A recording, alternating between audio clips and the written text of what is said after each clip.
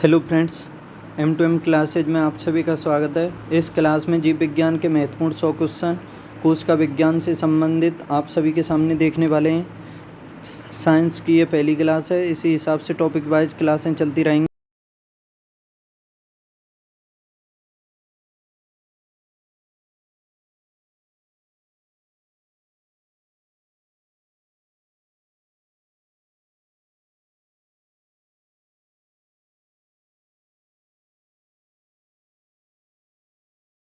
और Hooker, angler और petrol Hutchinson, बताओ, अपना दिमाग लगाओ कि किसके द्वारा जेनेरा प्लांटेरम पुस्तक को लिखा गया था। इसमें बता दूं आपको कि जेनेरा प्लांटेरम पुस्तक जो है ये लीनियस के द्वारा लिखी गई थी। याद रखना, लीनियस के द्वारा लिखी गई थी जेनेरा प्लांटेरम। तो ऑप्शन ए इसका सही है। आगे क्वेश्चन नंबर सेकंड है, बॉटनिकल सर्वे ऑफ इंडिया का मुख्यालय कहाँ पर है? Botanical survey of India Lucknow, Darjeeling, Calcutta या दिल्ली? बताओ, बॉटनिकल सर्वे ऑफ इंडिया का मुख्यालय। तो बता दूं इसका ऑप्शन सी सही है। बॉटनिकल सर्वे ऑफ इंडिया का मुख्यालय कलकत्ता में स्थित है। पादप और जंतु आपस में कैसे भिन्न होते हैं? बताओ, पादप और जंतु किस वजह से आपस में भिन्न हैं? प्रचलन के कारण, उपापचय, स्थानीय वृद्धि या अपचय की वजह से?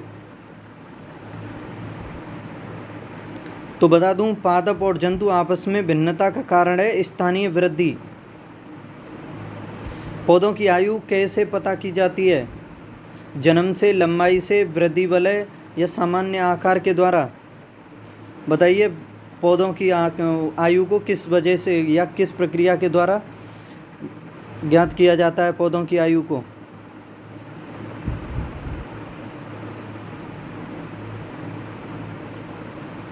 तो बता दूं, ये किया जाता है वृद्धि वलय की वजह के द्वारा किया जाता है पौधों की आयु को। पादप कोशिका तथा जंतु कोशिका किसकी उपस्थिति के कारण भिन्न है? पादप कोशिका तथा जंतु कोशिका किसकी उपस्थिति के कारण भिन्नता पाई जाती है? पादप कोशिका और जंतु कोशिका। जैसे अभी बताया था ये पादप और मनुष्य के बीच भिन्नता के बारे में, तो ये तो बताया था स्थानीय वृद्धि, लेकिन इसमें पूछा है पादप कोशिका तथा जंतु कोशिका हरित लवक की उपस्थिति के कारण, कोशिका भित्ति की उपस्थिति के कारण, कोशिका झिल्ली की उपस्थिति के कारण या केंद्रक? बताओ, चारों में से कौन सा सही है? पादप कोशिका और जंतु कोशिका इन चारों में से किसकी उपस्थिति के कारण भिन्न है? इसमें बता दूं, इसका सही जवाब है हरित लवक की उपस्थिति के कारण पादप जंतुओं से भिन्न पाए जाते हैं। स्पंज क्या है? एक जीवाश्म है, एक पादप है, एक जीव है या एक कवक है? स्पंज।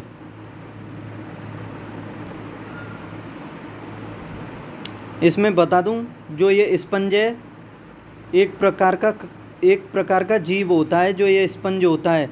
ठीक है, याद रखना, ऑप्शन सी इसका सही जवाब है।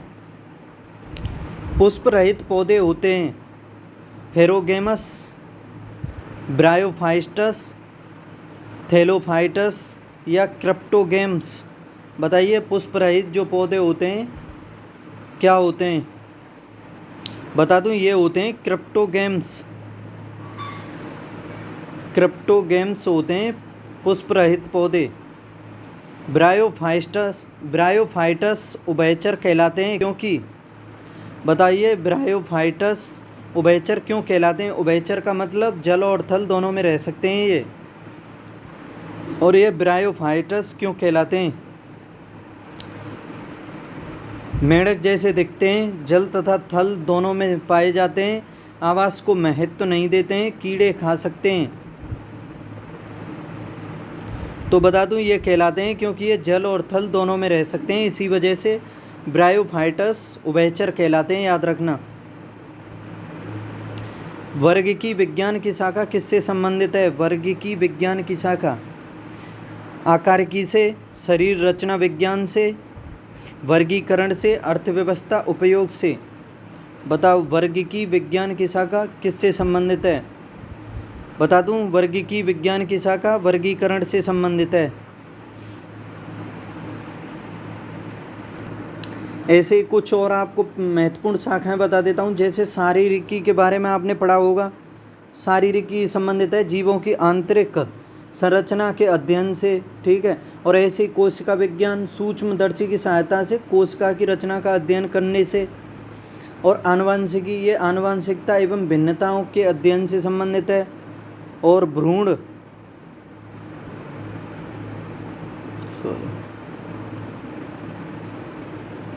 और ये जो भ्रूण विज्ञान है ये युग्मक निर्माण से भ्रूण के परिवर्तन एवं अध्ययन से संबंधित है।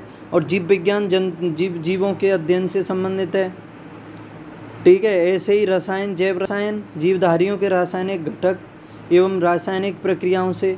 आप याद कर सकते हो कि जो नाम होता है शाखा का, अधिकतर उसका अध्ययन उसके नाम से ही संबंधित होता है, ठीक है। आगे देखते हैं, किस कुल के पुष्पों का पुंकेसर अपने परागकोश तथा अपने पंखुड़ियों के साथ परस्पर संलयित हो जाता है। बताइए, किस कुल के पुष्पों का पुंकेसर अपने परागकोश तथा अपने पंखुड़ियों के साथ परस्पर संलयित हो जाते हैं। लेग्यूमिनोसी, लिलिएस, कंपोजिटी या यूफोरविएसी के द्वारा। तो बता दूं, ये यूफोरविएसी के द्वारा, यानी यूफोरविएसी कुल के पुष्पों का पुंकेसर अपने परागकोश तथा अपने पंखुड़ियों के साथ परस्पर संलयित हो जाता है। यूफोरविएसी दालें किस कुल से प्राप्त होती हैं? बताइए, जो दालें होती हैं किस कुल से? लिलिएसी, लेग्यूमिनेसी, साइकेडेसी या कवक। बताओ किस कुल से प्राप्त होती हैं दालें? तो बता दूं, इसका सही जवाब है लेग्यूमिनेसी कुल से प्राप्त होती हैं दालें। निम्न में से कौन सा शब्द अशोक, इमली और कोरल के वनस्पतिक नाम जैसा है? बताइए, अशोक, इमली और कोरल के वनस्पतिक नाम जैसा है। Terminalia, Salix, indica, acacia. बताओ, तीनों शब्दों के वनस्पति नाम जैसा कौन सा है इसमें से? अशोक, इमली और कोरल के। तो बता दूं, इसका सही जवाब है इंडिका। इंडिका जो है इमली, अशोक और कोरल के वनस्पति नाम जैसा है। इंडिका पुस्तक बताओ किसके द्वारा लिखी गई थी? जैसे अर्थशास्त्र को लिखा था, जो राजनीति से संबंधित है उसको कौटिल्य ने लिखा था, और इंडिका को लिखा था मेगास्थनीज ने, याद रखना। फर्न किस वर्ग में आते हैं? फर्न अनावृत बीजी, आवृत बीजी, थैलोफाइटा, टेरिडोफाइटा। बताइए, फर्न किस वर्ग में आते हैं? अनावृत बीजी, आवृत बीजी, थैलोफाइटा या टेरिडोफाइटा। तो बता दूं, इसका सही जवाब है ऑप्शन डी, टेरिडोफाइटा वर्ग के अंतर्गत फर्न को रखा जाता है, याद रखना। निम्न में से कौन सा टेरिडोफाइटा के लिए असत्य है? बताइए, कौन सा इस चारों में से टेरिडोफाइटा से संबंधित नहीं है? मृत जीवी की प्रमुख अवस्था, द्विगुणित मुख्य पादप शरीर, बीज उपस्थित रहते हैं इसमें, पुष्प अनुपस्थित रहते हैं। टेरिडोफाइटा से संबंधित कौन सा नहीं है? तो बता दूं, इसमें बीज उपस्थित रहते हैं, ये गलत है, क्योंकि टेरिडोफाइटा में बीज जो है उपस्थित नहीं रहते हैं, इस वजह से ऑप्शन सी इसका सही है। निम्न में से कौन सा ब्रायोडोफाइटा के लिए असत्य है? इसमें तो पूछा था पहले क्वेश्चन में टेरिडोफाइटा, अब बताओ इसमें ब्रायोफाइटा के लिए कौन सा असत्य है? गैमीटोफाइटा की प्रमुख अवस्था, एक बीजी मुख्य पादप शरीर, एक बीजी बीजाणु, पुष्प की अनुपस्थिति। तो बता दूं, इसका सही जवाब है ऑप्शन डी, ब्रायोफाइटा जो होता है इसमें पुष्प पाए जाते हैं, इस वजह से ऑप्शन डी गलत है, पुष्प की अनुपस्थिति। इसके अलावा इसमें गैमीटोफाइट की प्रमुख अवस्था होती है, एक बीजी मुख्य पादप शरीर होता है और एक बीजी बीजाणु होता है, ठीक है, याद रखना। और पुष्प की उपस्थिति होती है ब्रायोफाइटा में। कवक के अध्ययन को क्या कहा जाता है? माइकोलॉजी, परपोषिकी, जीवाणु की, पारिस्थितिकी। याद रखना, इसमें कवक के अध्ययन को कहा जाता है माइकोलॉजी, ऑप्शन ए सही है इसका। एग्रोनॉमी किससे संबंधित है? एग्रोनॉमी पादप एवं जानवरों से फसलीय पौधों से, कृषि से या फलदार पौधों से? बताओ एग्रोनॉमी का संबंध किससे है? तो बता दूं इसमें एग्रोनॉमी का संबंध है फसलीय पौधों से। पेपर पौधे क्या होते हैं? पेपर पौधे झाड़ी होते हैं, छोटा वृक्ष होते हैं, बेल होते हैं या पेड़ होते हैं पेपर पौधे? बता दूं पेपर पौधे जो होते हैं ये बेल होते हैं। निम्न में से किसे जीव विज्ञान का जनक कहते हैं? जीव विज्ञान का डार्विन, अरस्तु, हैकल या एडवर्ड जेनर? तो बता दूं जीव विज्ञान का जनक अरस्तु को कहते हैं। इसके अलावा और किस शाखा या किस विज्ञान का जनक कहा जाता है अरस्तु को? बताओ। जलीय पौधे का भोजन स्रोत होता है। जलीय पौधे का भोजन स्रोत क्या होता है? पादप प्लवक, समुद्री खरपतवार, जलीय प्लवक या प्राणी प्लवक? बताइए जलीय पौधों का भोजन स्रोत क्या होता है? तो बता दूं इनका जलीय पौधों का भोजन स्रोत होता है पादप प्लवक। बांस क्या है? जड़ी बूटी है, पेड़ है, झाड़ियाँ हैं या घास है? बांस के बारे में बता दूं कि बांस सबसे अधिक तीव्र गति से वृद्धि करने वाला पौधा है, याद रखना, सबसे तीव्र गति से वृद्धि करता है ये। तो बताओ ये जड़ी बूटी है, क्या पेड़ है, क्या झाड़ियाँ हैं, क्या घास है? तो बता दूं ये जो बांस है ये घास है। 5 जगत वर्गीकरण किसने किया? बताइए 5 जगत का वर्गीकरण किसके द्वारा किया गया? Ernest Mayr, R.H. Whittaker, M.W. बेजरिक, D.I. इवोनस्क? तो बता दूं इसका ऑप्शन बी सही है। R.H. विटेकर के द्वारा 5 जगतीय वर्गीकरण किया गया था। याद रखना ये जो 5 प्रकार का जगत वर्गीकरण किया गया था ये R.H. विटेकर के द्वारा किया गया था। जैसे 5 प्रकार का जो वर्गीकरण किया था इन्होंने, तो इसमें किया था इन्होंने, जैसे पहला था प्रोटेस्टा, सॉरी एक सेकंड,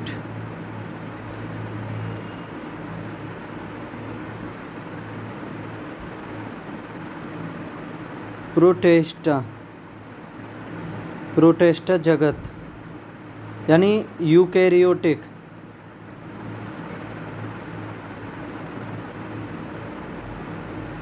यूकैरियोटिक मतलब ऐसे समझ सकते हो केंद्रक का निर्माण नहीं होता, केंद्रक से पहले का ये। सॉरी ये प्रोटेस्टा नहीं, ये होगा मोनेरा। एक सेकंड दोबारा करता हूँ।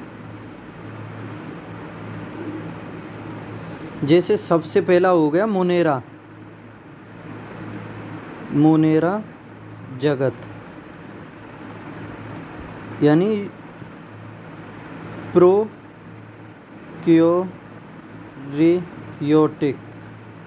ठीक है, केंद्रक से पहले। दूसरा होगा प्रोटेस्टा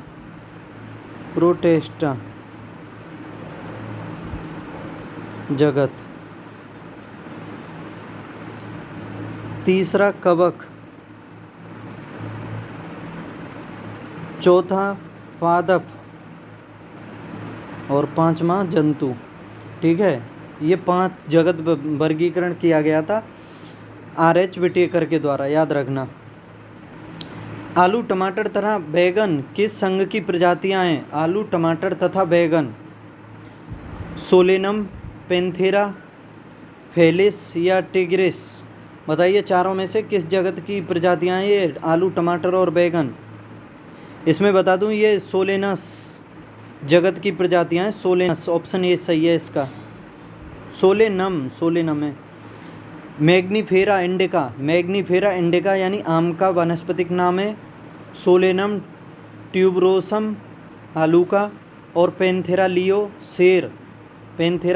शेर में इंडिका, ट्यूबरोसम और लियो किसको प्रदर्शित करते हैं? बताइए। इंडिका, ट्यूबरोसम और लियो। द्विनाम पद्धति, टैक्सोनॉमिक हिरार्की, पहचान या विशिष्ट विशेषण? तो बता दूं ये प्रदर्शित करते हैं द्विनाम पद्धति को, यानी ये रासायनिक नाम है इनके, याद रखना। खाली जगह हरित लवक धरी साधारण थैलोइड स्वपोषी और जलीय यानी ताजे व लवणीय जल होते हैं। हरित लवक धरी साधारण थैलोइड स्वपोषी और जलीय होते हैं। टेरिडोफाइटस, ब्रायोफाइटस, शैवाल या जिम्नोस्पर्म। तो बता दूं ये होते हैं शैवाल। निम्नलिखित में से कौन सा शैवाल वर्ग का नहीं है? क्लोरोफाइसी, रोडोफाइसी, फियोफाइसी या जिम्नोस्पर्म। बताओ कौन सा शैवाल वर्ग का नहीं है? तो बता दूं इसमें शैवाल वर्ग का जिम्नोस्पर्म नहीं है। ठीक है, ऑप्शन डी सही है। रोडोफाइसी के सदस्य सामान्यतः कौन से शैवाल कहलाते हैं? रोडोफाइसी के सदस्य क्या हरे, भूरे, लाल या पीले? रोडोफाइसी के सदस्य कैसे किस कलर के शैवाल कहलाते हैं? तो बता दूं ये लाल शैवाल कहलाते हैं, याद रखना। फियोफाइसी के सदस्य सामान्यतः कैसे होते हैं? हरे, भूरे, लाल या पीले? जैसे रोडोफाइसी के तो हो गए लाल, अब फियोफाइसी के और बताओ। तो बता दूं ये होते हैं भूरे, भूरे कलर के होते हैं फियोफाइसी के। सोलेनम, पेटूनिया और धतुरा विभिन्न जातियों से संबंधित हैं, किंतु निम्न में से किस परिवार या कुल के अंतर्गत आती हैं ये? सोलेनम, पेटूनिया और धतुरा बताओ किस परिवार या कुल के अंतर्गत आती हैं? कैंसिडे, सोलोनेसी, फेलिस या फेलिडी? तो बता दूं इसका सही जवाब है ऑप्शन बी, सोलोनेसी। फ्लोरोफाइसी के सदस्य सामान्यतः होते हैं, ये तो बता दिया था, हरे कलर नहीं, ये नहीं बताया था। फ्लोरोफाइसी के सदस्य होते हैं हरे कलर के, और इसमें पहले और बताया था मैंने, जियोफाइसी के सदस्य होते हैं भूरे कलर के। और रोडो मतलब आर वर्ड आ रहा है इसमें, तो रेड से कर सकते हो, रेड माने लाल होता है। रोडोफाइसी होते हैं लाल कलर के, और फियोफाइसी ये भूरे कलर के होते हैं। ठीक है, और ये क्लोरोफाइसी होते हैं यानी हरित लवक या पौधों में क्या होता है हरित लवक यानी, तो उससे संबंधित क्लोरोफिल को समझ सकते हो कि हरे कलर से संबंधित है ये। निम्नलिखित में कौन सा सही नहीं है? क्लोरोफाइसी में सामान्यतः हरे शैवाल पाए जाते हैं, फियोफाइसी में सामान्यतः लाल शैवाल पाए जाते हैं, रोडोफाइसी में सामान्यतः लाल शैवाल पाए जाते हैं, या फियोफाइसी में सामान्यतः भूरे शैवाल पाए जाते हैं। तो अभी मैंने आपको बताया था कि रोडोफाइसी आर का वर्ड आ रहा है इसमें, तो आर को लाल से याद कर सकते हो, तो ये तो बिल्कुल सही है। और फियोफाइसी इसमें लाल शैवाल होते हैं, तो ये गलत है, ये लाल कलर पाए जाते हैं इसमें, क्या बोलते हैं, रोडोफाइसी में। और क्लोरोफाइसी ये हरे कलर की होती है, और जो ये फियोफाइसी है ये भूरे कलर की होती है। नहीं, फियोफाइसी भूरे कलर की होती है, ये बिल्कुल ठीक है, याद रखना। तो ऑप्शन भी गलत है इसका। फियोफाइसी में सामान्यतः लाल कलर नहीं होता है, इसमें होता है लाल कलर की जगह फियोफाइसी में भूरा कलर होता है, याद रखना। मोस के गेमेटोफाइट जीवन चक्र के प्रथम अणुगणित यानी मोस के गेमोफाइट जीवन चक्र के प्रथम अगुणित अवस्था के अलावा दूसरी अवस्था कौन सी होती है? अगार, पत्तीनुमा, क्लोरेला, प्रोटोनेमा। तो बता दूं ये दूसरी अवस्था होती है पत्तीनुमा। ब्रायोफाइटस पादप जगत के कहलाते हैं, ब्रायोफाइटस पादप जगत के कहलाते हैं स्तनधारी, उभयचर, सरीसृप या कीट? ब्रायोफाइटस पादप जगत के क्या कहलाते हैं बताओ? तो बता दूं ये उभयचर कहलाते हैं। जो ब्रायोफाइटस होते हैं वे उभयचर कहलाते हैं, स्थल और जल दोनों में रह सकते हैं। अब देखो आगे टॉपिक आ गया, ये कोशिका संरचना एवं कोशिका विज्ञान से संबंधित महत्वपूर्ण क्वेश्चन है आपके सामने। निम्न में से कौन सा जीव कोशिका सिद्धांत का अनुसरण नहीं करता है? बताइए कौन सा जीव है जो कोशिका सिद्धांत यानी कोशिका सिद्धांत का अनुसरण नहीं करता है? क्या जीवाणु, क्या विषाणु, क्या कवक, क्या पौधे? बताओ कौन सा कोशिका सिद्धांत का अनुसरण नहीं करता? तो बता दूं इसका सही जवाब है ऑप्शन बी, विषाणु जो है कोशिका सिद्धांत का अनुसरण नहीं करता है। कोशिका का आत्मघाती थैला किसे कहा जाता है? यानी आत्मघाती थैली लाइसोसोम, राइबोसोम, डिक्टियोसोम या फेगोसोम? बताइए आत्महत्या के सुसाइड के लिए यही जिम्मेदार होती है। तो बता दूं ये कहलाती है आत्महत्या की थैली। लाइसोसोम को कहा जाता है। केंद्रक में कौन सा तरल पदार्थ पाया जाता है? केंद्रक में कोशिका द्रव्य, प्रोटोप्लाज्मा, केंद्रक द्रव्य या न्यूक्लियोसोम। तो बताओ केंद्रक में कौन सा तरल पदार्थ? तो बता दूं ये पाया जाता है केंद्रक द्रव्य। केंद्रक के अंदर केंद्रक द्रव्य। जीव विज्ञान की वह शाखा जिसमें कोशिका का अध्ययन कहलाता है, कोशिका का अध्ययन किया जाता है, क्या कहलाती है? साइटोलॉजी, हिस्टोलॉजी, साइकोलॉजी या फिजियोलॉजी। बताओ कोशिका का अध्ययन किसमें किया जाता है? तो विज्ञान की वह शाखा जिसमें कोशिका का अध्ययन किया जाता है तो उसे कहते हैं साइकोलॉजी। याद रखना। निम्नलिखित में से कोशिका का ऊर्जाघर यानी पावर हाउस कौन कहलाता है? गोल्जी बॉडी, माइटोकॉन्ड्रिया, राइबोसोम या लाइसोसोम। बताइए कोशिका का ऊर्जाघर पावर हाउस। तो बता दूं पावर हाउस कहलाता है माइटोकॉन्ड्रिया। डीएनए का अवलोकन किसने पहली बार किया था? डीएनए का अवलोकन आर्थर कॉर्नबर्ग ने, हरगोविंद खुराना, M.W. नेसबर्ग ने या वाटसन एवं क्रिक ने। तो बता दूं इसका सही जवाब है ऑप्शन ए, आर्थर कॉर्नबर्ग ने डीएनए का अवलोकन किया था। और जो डीएनए का द्विखंडली मॉडल जो था वो दिया गया था वाटसन और क्रिक के द्वारा। याद रखना।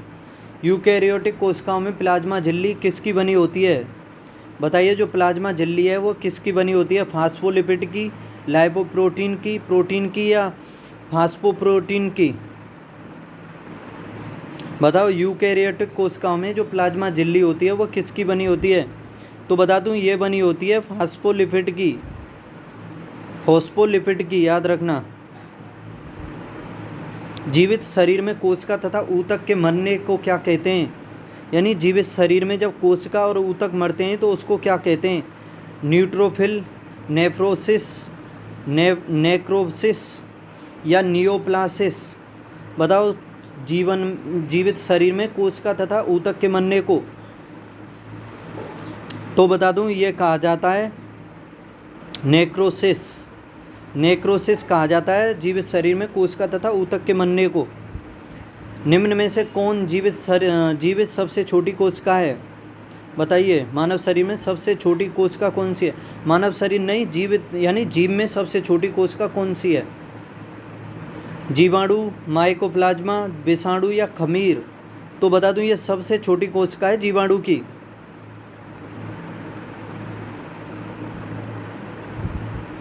यानी सबसे छोटी कोशिका जीवाणु है। याद रखना।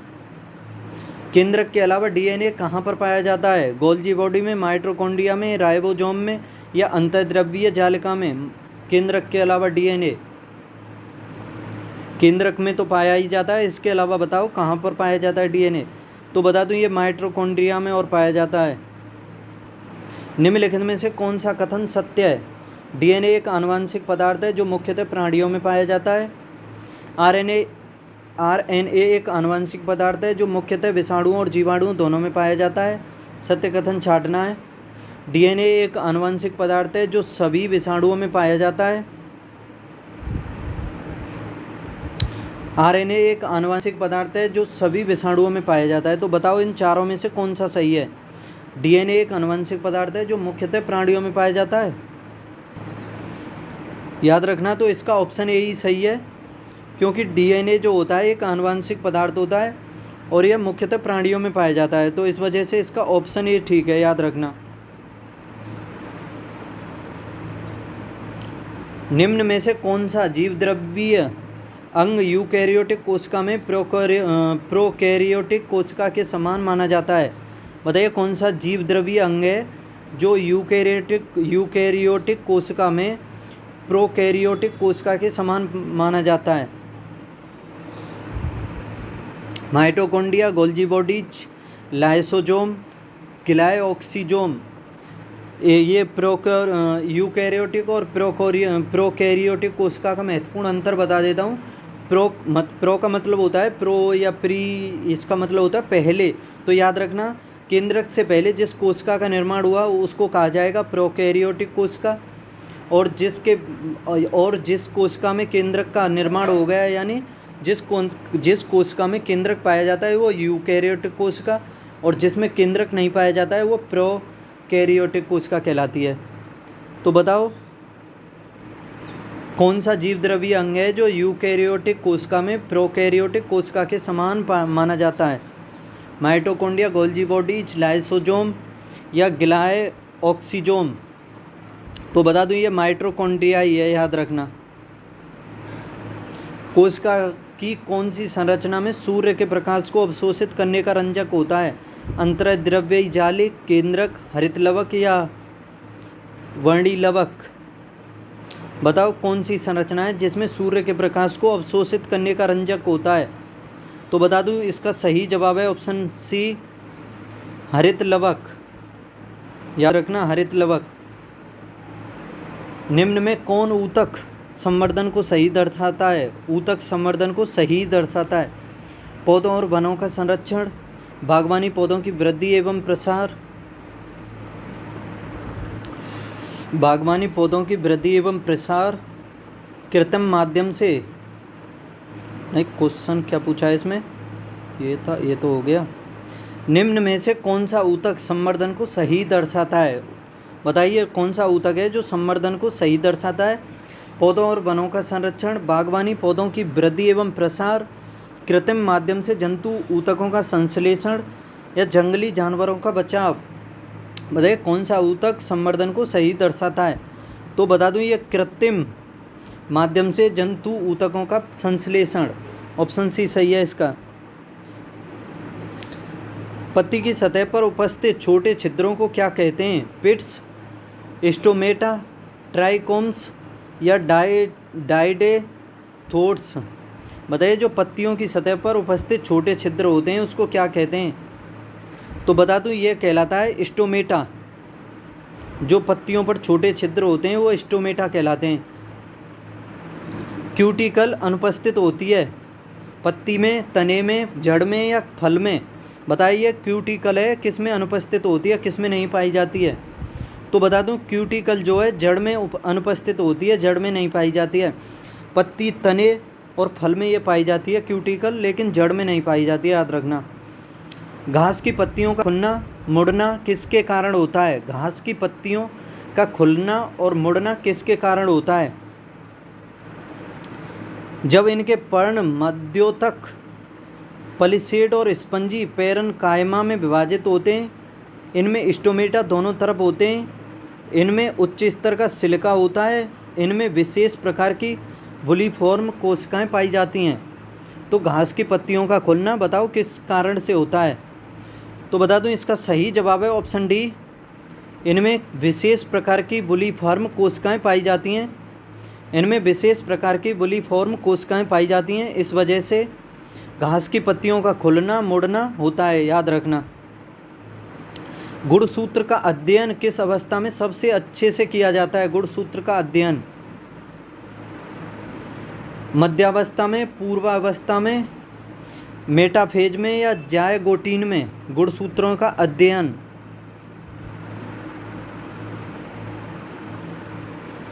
तो बता दूं इसका ऑप्शन सी सही है, मेटाफेज में गुणसूत्रों का अध्ययन।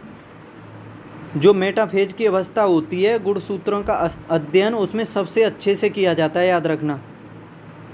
पादप ऊतक कितने प्रकार के होते हैं? पादप ऊतक 3, 2, 5, 6। बताइए पादप ऊतक जो हैं कितने प्रकार के होते हैं? इसमें बता दूं पादप ऊतक जो होते हैं ये 3 प्रकार के होते हैं, याद रखना। सेलुलोज किस प्रकार के पोषक तत्व का उदाहरण है? सेलुलोज वसा, कार्बोहाइड्रेट, प्रोटीन या विटामिन? बताइए किस प्रकार के पोषक तत्व होते हैं ये सेलुलोज? तो बता दूं ये कार्बोहाइड्रेट के होते हैं। सेलुलोज जो होते हैं ये कार्बोहाइड्रेट होते हैं, याद रखना।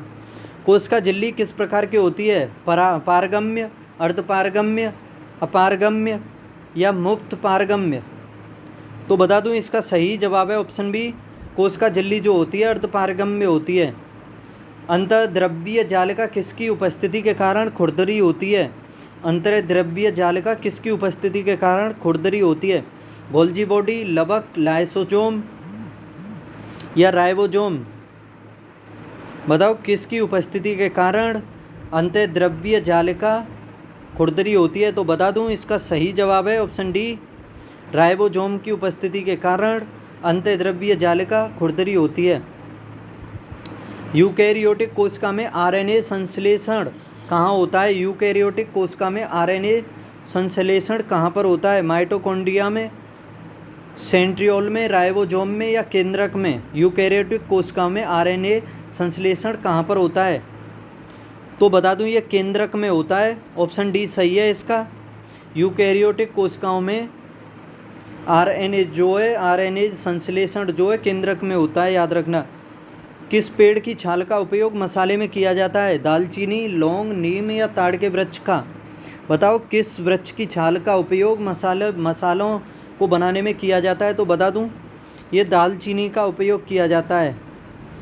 और ये जो लौंग जो होती है इसे अद्भुत मसाला कहा जाता है, याद रखना।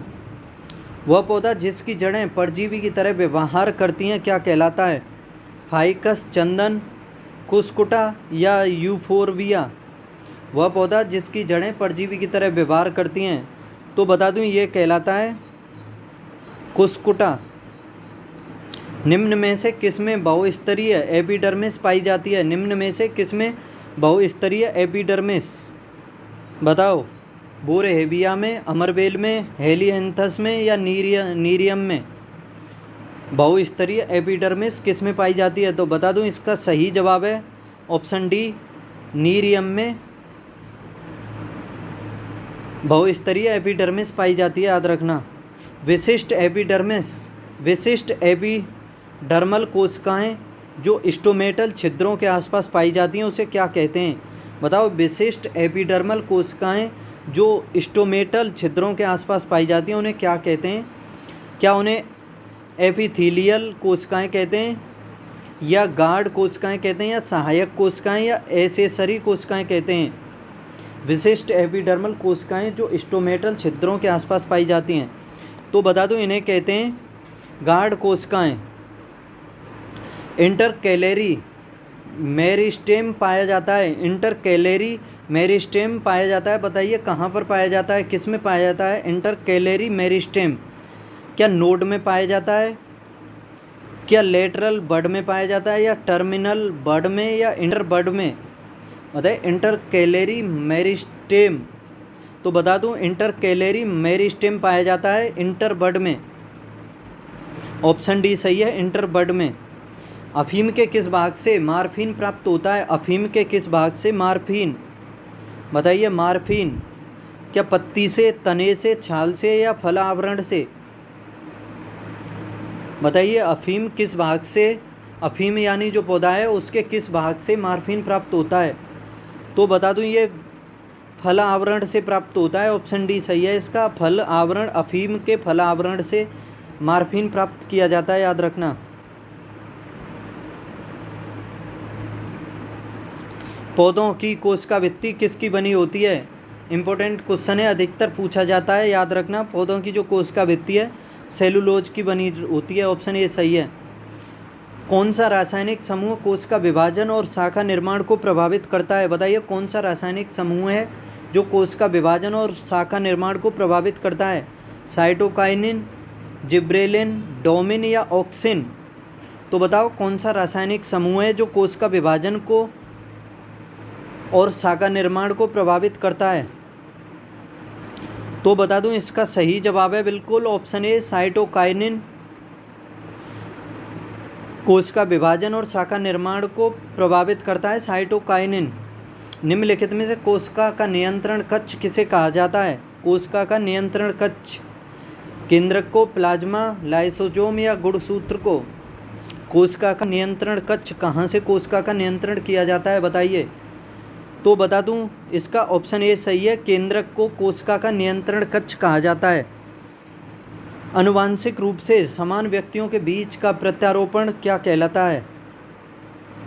बताओ आनुवंशिक रूप से समान व्यक्तियों के बीच का प्रत्यारोपण ऑटोग्राफ्ट, साइसोग्राफ्ट, एलोग्राफ्ट, जीनोग्राफ्ट। बताओ आनुवंशिक रूप से समान व्यक्तियों के बीच का प्रत्यारोपण क्या कहलाता है? आनुवंशिक रूप से समान व्यक्तियों के बीच का प्रत्यारोपण, तो बता दूं इसका सही जवाब है ऑप्शन बी, आइसोग्राफ्ट कहलाता है। आनुवंशिक रूप से समान व्यक्तियों के बीच का प्रत्यारोपण आइसोग्राफ्ट। पौधों में जाइलम किसके लिए उत्तरदायी होता है? जल के परिवहन के लिए, या भोजन के परिवहन के लिए, या अमीनो अम्ल के परिवहन के लिए, ऑक्सीजन के परिवहन के लिए। बताओ पौधों में जो जाइलम होता है वो किसके लिए उत्तरदायी होता है? तो बता दूं इसका सही जवाब है ऑप्शन ए, पौधों में जो जाइलम होता है जल के परिवहन के लिए उत्तरदायी होता है। जाइलम जल के परिवहन के लिए। निम्नलिखित में से कौन सा कोशिकांग पादप कोशिका तथा जंतु कोशिका दोनों में पाया जाता है? बताइए कौन सा कोशिकांग है जो जंतु कोशिका और पादप कोशिका दोनों में पाया जाता है? क्या कोशिका भित्ति पाई जाती है दोनों में? क्या लाइसोजोम, या हरितलवक, या माइटोकॉन्ड्रिया? बताओ कौन सा है ऐसा इसमें कोशिकांग जो पादप कोशिका और जंतु कोशिका दोनों में पाया जाता है? तो बता दूं माइटोकॉन्ड्रिया जो होता है पादप कोशिका और जंतु कोशिका दोनों में पाया जाता है। ऐसा कोशिकांग है ये माइटोकॉन्ड्रिया जो पादप कोशिका और जंतु कोशिका दोनों में पाया जाता है। निम्न में से कौन सा कोशिकांग कोशिकीय श्वसन के लिए उत्तरदायी है? बताइए कौन सा कोशिकांग है जो कोशिकीय श्वसन के लिए, बताओ कौन सा कोशिकांग है जो कोशिकीय श्वसन के लिए उत्तरदायी है? क्या गोल्जी बॉडी, माइटोकॉन्ड्रिया, केंद्रक, या लाइसोजोम? तो बता दूं इसका भी सही जवाब है माइटोकॉन्ड्रिया। माइटोकॉन्ड्रिया जो कोशिकांग है वो कोशिकीय श्वसन के लिए उत्तरदायी होता है और ये पादप कोशिका और जंतु कोशिका दोनों में भी पाया जाता है, याद रखना। समान कोशिकाओं के समूहों को उनके कार्य के अनुसार क्या कहते हैं? बताइए समान कोशिकाओं का जो समूह होता है उसको कार्य के अनुसार क्या कहा जाता है? क्या ऊतक कहते हैं, क्या अंग कहते हैं, क्या अंग तंत्र कहते हैं, या कोशिकीय संगठन कहते हैं?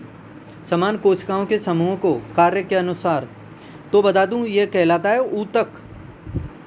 ऊतक को जो है समान कोशिकाओं के समूह का, यानी समान कोशिकाओं के समूह को उनके कार्य के अनुसार ऊतक कहते हैं, याद रखना। कौन से विभज्योतक परिपक्व ऊतकों के बीच पाया जाता है? बताइए कौन से है, या क्या विभज्योतक परिपक्व ऊतकों के बीच पाया जाता है? इंटरकैलेरी, प्राइमरी, पार्श्व, या शीर्षस्थ? तो बता दूं इसका सही जवाब है ऑप्शन ए, इंटरकैलेरी विभज्योतक परिपक्व ऊतकों के बीच में पाया जाता है, याद रखना। तो साइंस के ये पहले टॉपिक और दूसरे टॉपिक में मैंने आपके सामने देखे, बताओ कैसे क्वेश्चन लगे। एक दो बार अच्छे से इससे रिवाइज करना और इन्हें याद कर लेना, महत्वपूर्ण क्वेश्चन है आपके सामने, एग्जाम में पूछे जा सकते हैं। तो बताओ क्वेश्चन कैसे लगे आपको, अच्छे लगे हों तो लाइक शेयर ज़रूर करें, और चैनल को सब्सक्राइब नहीं किया है तो चैनल को सब्सक्राइब भी कर लें, पढ़ते रहें। इसी हिसाब से मैं साइंस के जीव विज्ञान के, फिर भौतिक विज्ञान, रसायन विज्ञान, सभी के टॉपिक वाइज इसी प्रकार से क्वेश्चन लाता रहूँगा, और सभी सब्जेक्टों के ला रहा हूँ मैं इसी हिसाब से। तो आप तुम बस मेरे साथ कंप्लीट क्लास को देखते रहें, ठीक है, और पढ़ते रहें, हंसते खेलते कूदते मुस्कुराते रहें। बाय।